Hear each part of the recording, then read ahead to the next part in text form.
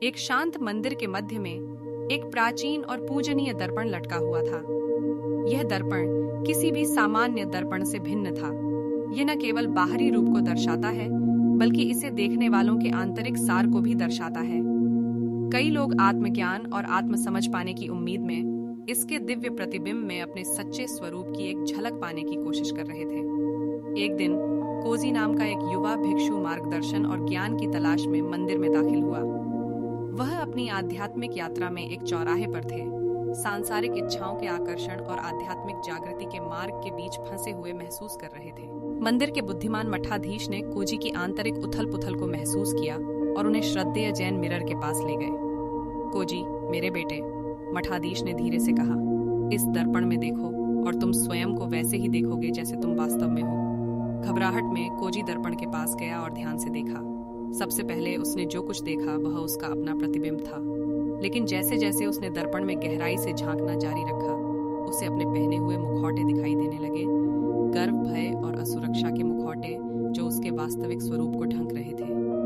अपनी कमजोरियों और खामियों का सामना करते हुए कोजी की आंखों में आंसू आ गए। फिर भी अपूर्णताओं के प्रतिबिंबों के बीच उन्होंने अपने भीतर क्षमता की झलक देखी, करुणा और ज्ञान के बीच। मैं ऐसी महानता के योग्य नहीं हूँ, कोजी ने अपने स्वयं के प्रतिबिंब की गहराई से अभिभूत महसूस करते हुए मठाधीश से फुसफुसाया। मठाधीश ने गर्मजोशी से मुस्कुराते हुए कहा, कोजी, दर्पण हमारी छाया और हमारी रोशनी दोनों को प्रकट करता है। ये हमें याद दिलाता है कि हम सभी अपूर्ण हैं, फिर भी हम अपने भीतर महानता की क्षमता रखते हैं। अपनी अपूर्णताओं को करुणा और कृतज्ञता के साथ स्वीकार करें, क्योंकि वे हैं आपके ज्ञानोदय की ओर कदम। जैसे जैसे दिन हफ्तों में बदलते गए, कोजी जैन मिरर के सामने बैठकर अपनी आत्मा की गहराई की खोज करते रहे। उन्होंने अपने डर का सामना किया, अपनी असुरक्षाओं को स्वीकार किया और विनम्रता के साथ अपने गुणों को अपनाया। दर्पण के साथ प्रत्येक मुठभेड़ के साथ उन्हें सभी प्राणियों के अंतर संबंध में अंतर्दृष्टि प्राप्त हुई। समय के साथ कोजी की आंतरिक अशांति कम हो गई, उसकी जगह शांति और स्पष्टता की भावना ने ले ली। एक शाम जैसे ही सूरज क्षितिज से नीचे डूबा, कोजी एक बार फिर जैन मिरर के सामने बैठ गया।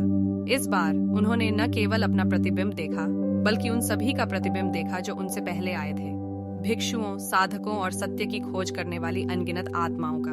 प्रतिबिंबों की इस परस्पर जुड़ी टेपेस्ट्री में कोजी को एहसास हुआ कि उनके संघर्ष और जीत से अलग नहीं थे। उनमें सभी प्राणियों के प्रति एकता और करुणा की गहरी भावना थी। नई समझ के साथ कोजी खड़े हुए और जैन मिरर को गहराई से झुकाया। उस परिवर्तनकारी यात्रा के लिए आभारी थे जिसके माध्यम से उन्होंने उनका मार्गदर्शन किया था। धन्यवाद प्रिय दर्पण, वह फुसफुसाए। आपने मुझे मेरे अस्तित्व की असीम गहराई और अपूर्णता की सुंदरता दिखाई है। मैं आपके ज्ञान को अपने दिल में रखूंगा और इसे उन सभी के साथ साझा करूंगा जो सत्य की तलाश में हैं।